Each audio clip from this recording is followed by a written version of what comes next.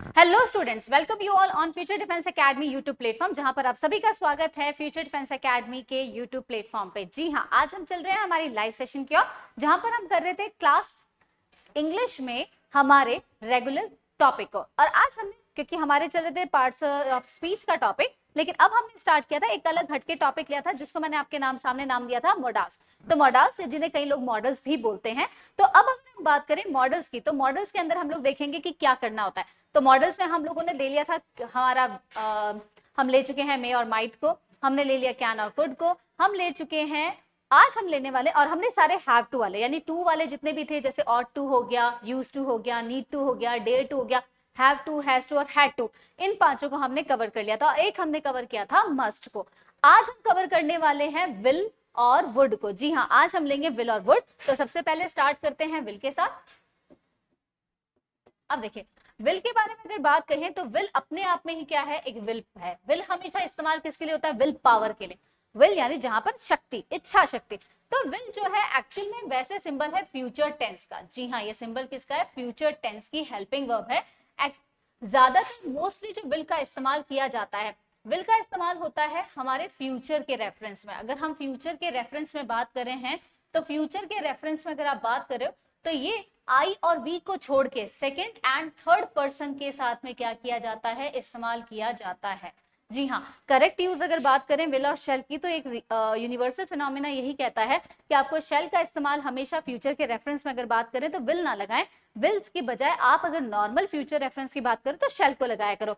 Will के लगाने के रीजंस कुछ और होते हैं, तब आप विल को कंसिडर करोगे तो अच्छा लगेगा। वैसे हम लोग आजकल मोस्टली हर जगह पर आई के साथ विल को यूज करने लगे। आई शेल का इस्तेमाल तो मैं अगर कहूं तो ओनली 5 to 10% लोग ही हैं जो सही से इसका करेक्ट इस्तेमाल करते हैं। अब देखिए, फ्यूचर के रेफरेंस में बात करें तो जैसे आई विल, गलत हो गया ना, आई विल लेना ही नहीं हमें, हमने कहा ही विल हेल्प यू, वो तुम्हारी मदद करेगा।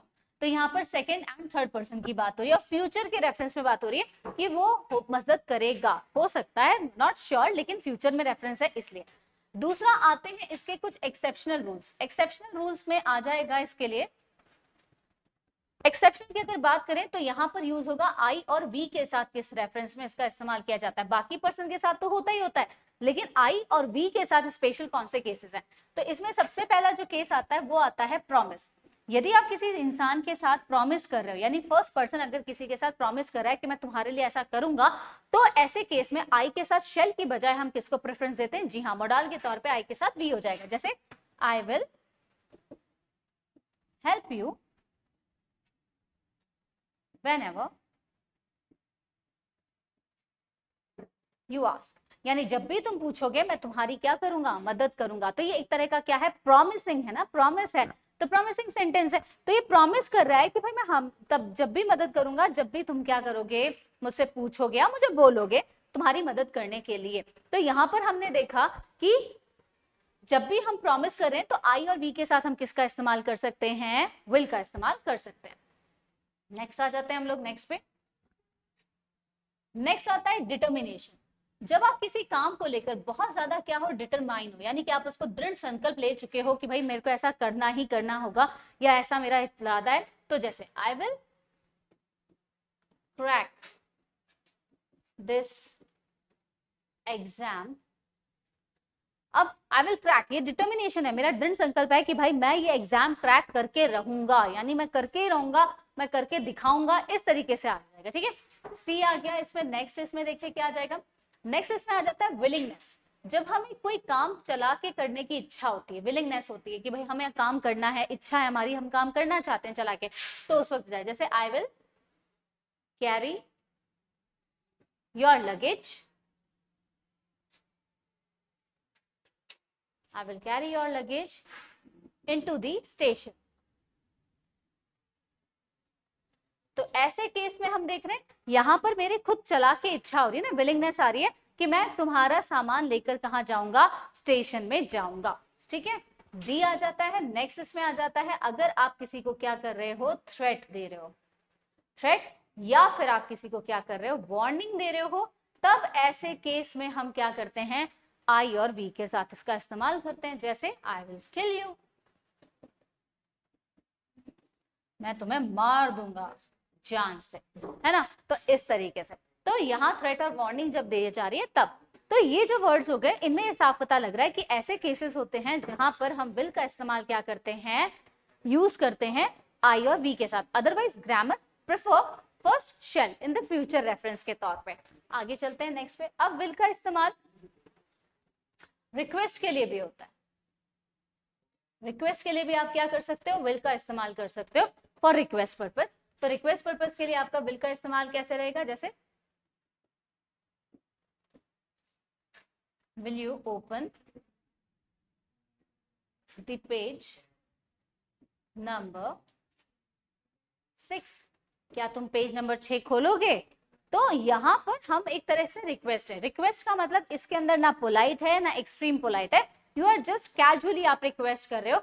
जैसे स्टूडेंट्स के साथ होता है, टीचर कमांडिंग नहीं होता, कई बार टीचर क्या करता है, बच्चों को समझाने के लिए बोलता है कि क्या आप लोग अपना पेज नंबर 6 खोलेंगे। तो ये एक तरह का पोलाइटली जो होता है ऑर्डर, तो इस ऑर्डर को हम एक रिक्वेस्ट में कन्वर्ट कर सकते हैं। तो रिक्वेस्टिंग मोड में भी हम विल का इस्तेमाल कर सकते हैं, और ये वैसे सेकंड पर्सन के साथ आ रहा है, तो सेकंड पर्सन की प्रेफरेंस दी गई है मॉडल के तौर पे। तो आई थिंक यहाँ तक आपको समझ में आ गया होगा कि विल का इस्तेमाल कैसे होगा। अब आगे चलते हैं हम लोग नेक्स्ट मॉडल की ओर, जिसका नाम है वुड। अब वुड का इस्तेमाल देखिए कहाँ होता है। वुड के इस्तेमाल की अगर हम बात करें तो वुड का यूज, मेन प्रेफरेंस जो वुड की होती है वो सबसे पहले होती है पोलाइट रिक्वेस्ट के तौर पर, ठीक है। जब आप सामने वाले से क्या कर रहे हो, पोलाइट रिक्वेस्ट कर रहे हो, तब आप किसका इस्तेमाल करोगे, वुड का। जैसे would you do me a favour. तो ये अगर आपको थोड़ा सा याद आए, ये किसके बराबर लग रहा है, कुड के बराबर। जब हमने कुड वाला किया था तब हमने बात की थी कि वुड और कुड सिर्फ हल्का सा फर्क है, एक में एक्सट्रीम पोलाइट रिक्वेस्ट है और सॉरी एक में पोलाइट रिक्वेस्ट है। सेकंड आता है जो वुड का इस्तेमाल होता है पास्ट हैबिट के लिए। पास्ट हैबिट के लिए हमने किसका इस्तेमाल किया था, प्लस में, जिसको हमने यूज टू हमने डाला था। यूज टू भी क्या होता है, वुड की तरह इस्तेमाल होता है। जैसे I would love to sit here for hours. मुझे यहाँ पर घंटों बैठना बहुत पसंद था, अब नहीं है। पहले मुझे ये चीजें करनी बहुत अच्छी लगती थी, बहुत पसंद थी, but now I really don't like, now I never do that. तो ये अब क्या हो गया, यहाँ पर हो गया। अब नेक्स्ट आते हैं वुड का इस्तेमाल और देखते हैं। नेक्स्ट वर्ड का इस्तेमाल जो होता है वो होता है आपका पास्ट ऑफ विल के लिए।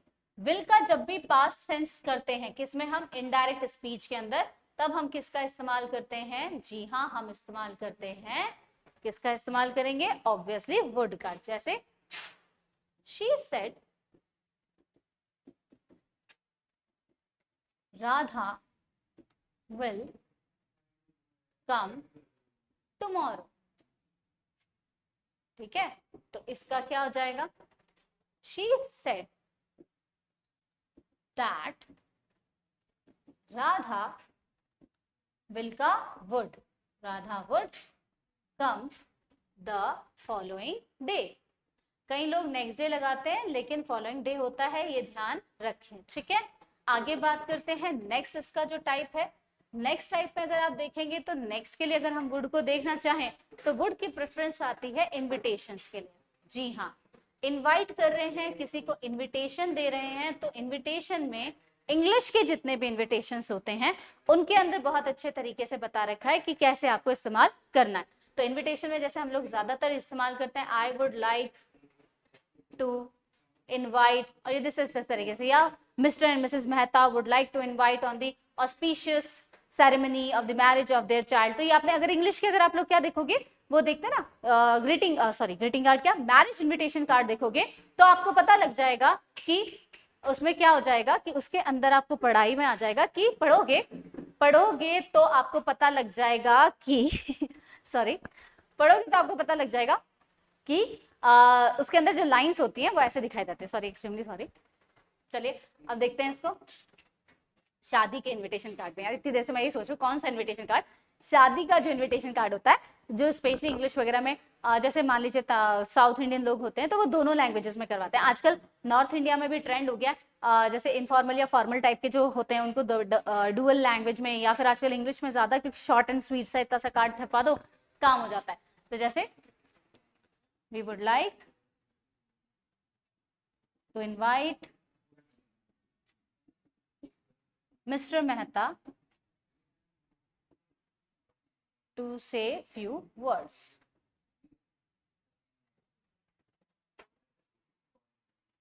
On the occasion. तो हम मिस्टर मेहता को बोलेंगे भाई मिस्टर मेहता आ जाइए, 2 शब्द बोलिए, कहते हैं ना 2 few words कहिए, तो ये इसके लिए इनविटेशन हो गया। तो इनविटेशन के लिए भी हम क्या करते हैं, वुड का इस्तेमाल करते हैं। इसके अलावा आपका जो एक आता है काश, अगर आपने हिंदी में देखा होगा काश यानी इमेजिनरी सेंटेंसेस के लिए भी।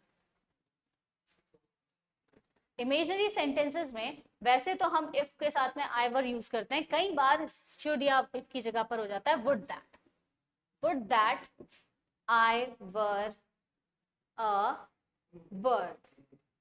तो यहाँ पर वुड दैट जो है ये काश के लिए आता है। तो हमेशा ध्यान रखें काश के सेंस में अगर आपको लगाना है तो आपको यूज वुड के साथ किसको करना पड़ेगा, दैट का इस्तेमाल करना पड़ेगा। ठीक है, वुड दैट और एक्सक्लेमेटरी मार्क को लगाएंगे तो उससे आपको हो जाएगा कि हाँ हम वहां पर किसका इस्तेमाल करने की सोच रहे हैं, हम इस्तेमाल करने की सोच रहे हैं किसके लिए, जी काश के लिए, है ना। और अगर वुड की हम बात करें तो वुड का सेंस वैसे बहुत ज्यादा जैसे कि अगर हम लोग बात करते हैं would you like to have some, preference के लिए भी अगर आप चाहें, जब हमें मान लीजिए सामने वाले से प्रेफरेंस पूछनी है भाई उसकी चॉइस क्या है, तो would you like to have coffee और टी। तो भाई आप कॉफी लेना चाहेंगे या टी प्रेफर करना चाहेंगे, या would you like to have या would you like to prefer coffee और टी, तो दोनों में से आप कौन सा प्रेफर करना चाहते हैं, इसके लिए भी आ जाएगा। सो स्टूडेंट्स आज के जो हमारे 2 मॉडल्स थे वो हमने देखे, विल एंड वुड को हमने चेकआउट किया। विल और वुड जो होता है ये जनरली बहुत डेली रूटीन लाइफ में हम लोग बहुत इस्तेमाल करते हैं, खासकर सबसे ज्यादा अगर मैं बात करूं तो आप सबसे ज्यादा जो यूज करते हैं वो होता है विल। हम रोजमर्रा की लाइफ में विल को बहुत इस्तेमाल करते हैं। तो आज का जो सेशन था वो हमने इतना ही रखेंगे, शॉर्ट एंड स्वीट चलेगा हमारा मॉडल्स का। अब हमारे मॉडल्स में ज्यादा नहीं बचे, सिर्फ कम ही बचे हैं, ज्यादा नहीं है। कल शायद हमारे मॉडल की लास्ट सेशन रहेगा, लास्ट क्लासरूम रहेगा, और फिर हम वापस आएंगे अपने पार्ट्स ऑफ स्पीच के ऊपर। आई होप आज की क्लास आपको अच्छी लगी होगी, और बहुत सबसे बड़ा काम जो आपको अपनी जिंदगी में करना चाहिए वो करना चाहिए, यस, हमेशा give a big smile to yourself, not to other. खुद को दीजिए, अपने आप मोटिवेट रहिए, दूसरों से मोटिवेट होने की हमें जरूरत नहीं है। दुनिया में कोई किसी को मोटिवेट नहीं करता, मोटा जरूर कर देता है या वेट कम कर देता है बस, लेकिन मोटिवेट कोई नहीं करता है। तो ध्यान रखें, self motivation is the best motivation. तो इसी के साथ आज का हमारा जो मंत्र रहेगा वो रहेगा self motivation is the best motivation. And इसके साथ स्माइल प्लीज।